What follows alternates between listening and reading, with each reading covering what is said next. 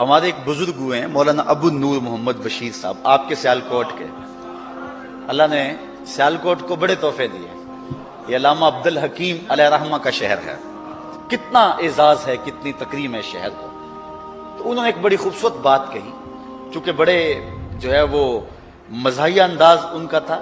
انہوں نے اپنی کسی کتاب میں لکھا کہ عرب میں رواج یہ ہے اور عرب کا انداز یہ ہے کہ جب دو آدمی لڑ پڑے نا کسی معاملے میں، تو تیسرا آدمی گزرے نا تو ان کو وہ لڑائی سے ہٹانا چاہے تو وہ کیا کہتا ہے؟ صلی علی محمد، صلی علی محمد، حضور پر درود پڑھو، لڑتے کیوں ہو درود پڑھو۔ ان کا غصہ ٹھنڈا ہو جاتا ہے جب کہنا صلی علی محمد، ان کا غصہ ٹھنڈا ہو جاتا ہے۔ تو مولانا ابو نور علیہ رحمہ فرماتے ہیں، کہتے ہیں یہ نسخہ ہاتھ میں آ گیا، کسی کا غصہ ٹھنڈا کرنا ہونا تو اس کو کہیں صلی علی محمد۔ کل قیامت کا دن ہوگا نا، ہمارے گناہوں پر اللہ کو غصہ آیا نا، ہم کہیں گے اللہم صلی علی محمد، تو اللہ کا غصہ ٹھنڈا ہو جائے۔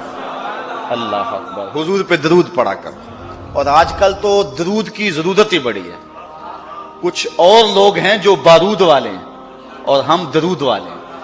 درود کی خوشبو کی ضرورت ہے، بارود کی بدبو کی ضرورت نہیں ہے۔ اس وقت درود پھیلے گا تو وطن میں امن کا نور آئے گا، اس لیے ضرورت ہے کہ حضور پہ کثرت سے درود پڑا جائے۔ اللہ اکبر۔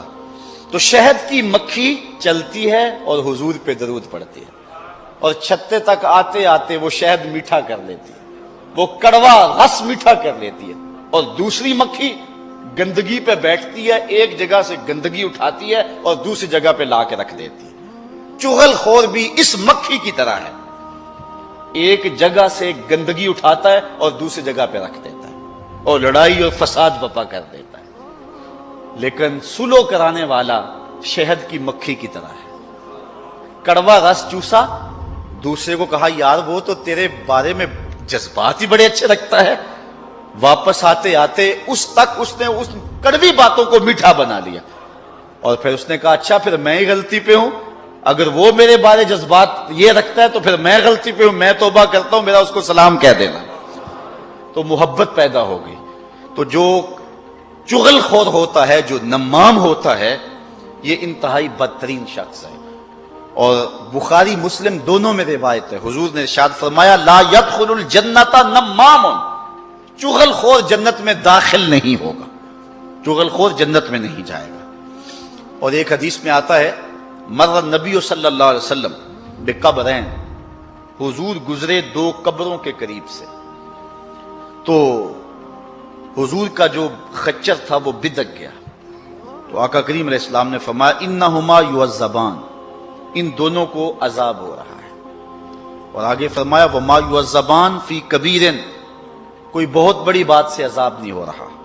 ان میں سے ایک تو چغلی کیا کرتا تھا، اور دوسرے کے بارے میں فرمایا کہ وہ اپنے پیشاب کے چھینٹوں سے نہیں بچا کرتا تھا۔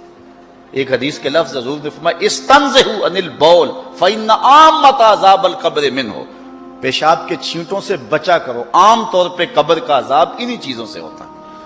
تو فرمایا ایک تو چغلی کیا کرتا تھا، اور دوسرا حضور نے ارشاد فرمایا کہ وہ پیشاب کے چھینٹوں سے نہیں بچا کرتا تھا۔ حضور نے ان کی مرض کو دریافت کیا۔ حکیم حاذق وہ ہوتا ہے جو مرض بھی پہچانے، تشخیص بھی کرے، بعد میں تدبیر بھی کرے۔ پھر آقا کریم اللہ اکبر رحمت للعالمین، آقا نے ایک شاخ لی، اس کے دو ٹکڑے کیے، سبز شاخ، اور ایک اس قبر میں گاڑ دی اور ایک اس قبر پہ گاڑ دی۔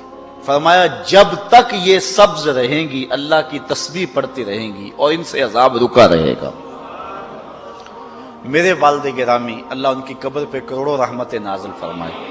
آپ فرمایا کرتے تھے جو حکیم ہوتا ہے، کامل حکیم، وہ عارضی علاج نہیں کرتا، پکا علاج کرتا۔